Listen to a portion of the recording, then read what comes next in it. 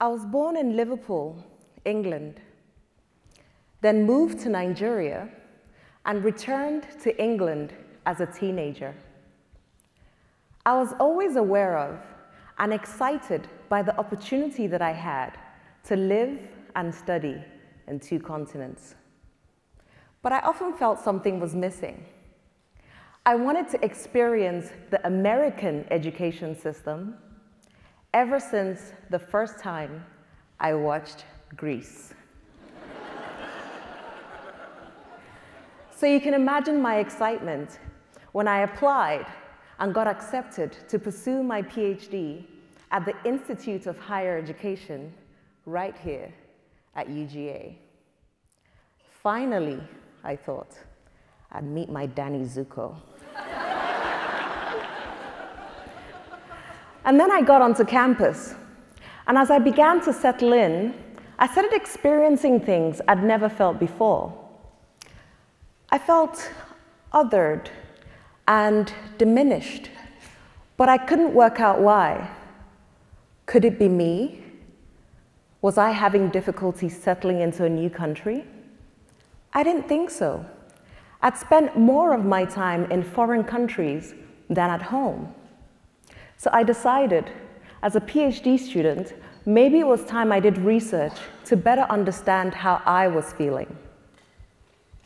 In my literature search, I looked at the experiences of students on campus and came across an acronym, PWI, meaning predominantly white institution.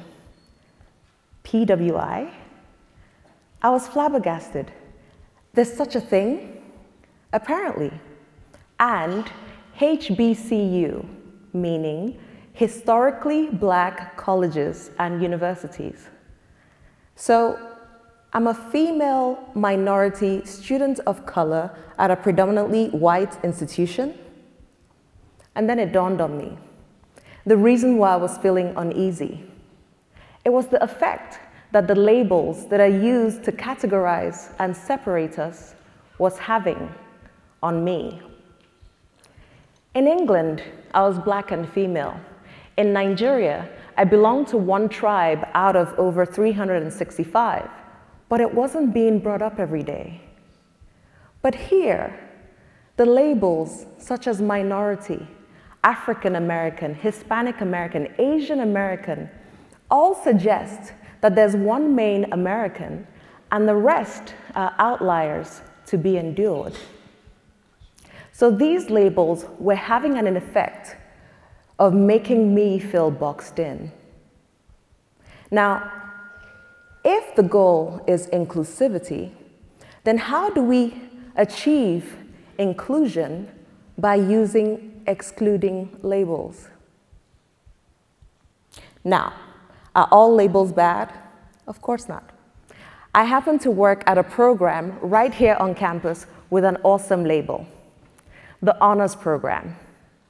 The Honors Program is designed for incoming first and second year students.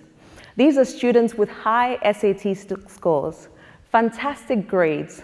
A lot of them already know what they want to study and publish. These are students some people might classify as nerds. But they could have come to campus afraid of being treated differently due to their otherness.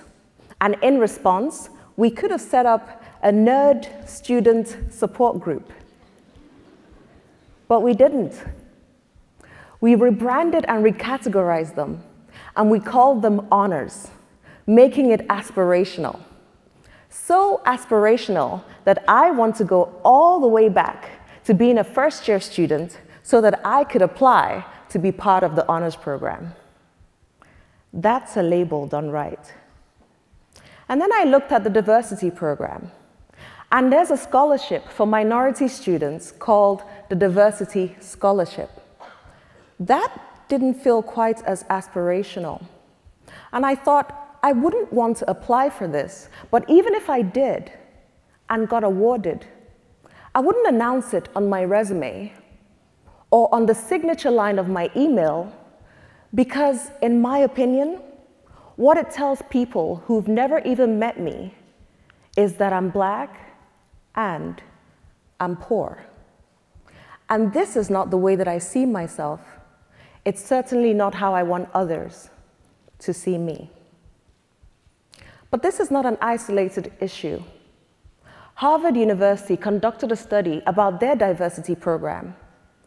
They offered students from low-income backgrounds an arts and culture package, which included free theater tickets. But the students weren't making use of these tickets, making it easy for the administrators to think that students from low-income backgrounds had no interest in the theater. But then they conducted a study and found that because students to use the tickets had to stand in line that said free tickets, as opposed to MasterCard or Visa, students were reluctant to stand under that label, because by doing so, they would immediately identify themselves to their colleagues and the rest of the campus community as poor. So, Harvard revised the ticketing system. They took away the label and emailed students their free tickets. Immediately, they found an upsurge in the number of students who were able to take part in the culture package. A little change made a big difference to the students and solidified Harvard's commitment to diversity. So what does that mean for us here today? The power of labels cannot be underestimated. A diversity scholarship called Diversity Scholarship only tells people one thing about me, that I'm less than. Instead, why don't we call it the Success Lab? And why don't we call the scholars the Titans? Something that both recognizes what it's taken for these students to get to that level, and something that other students would aspire towards. I'd much rather be a Titan than a minority diversity scholarship recipient. The labels we use matter. Please, handle with care. Thank you.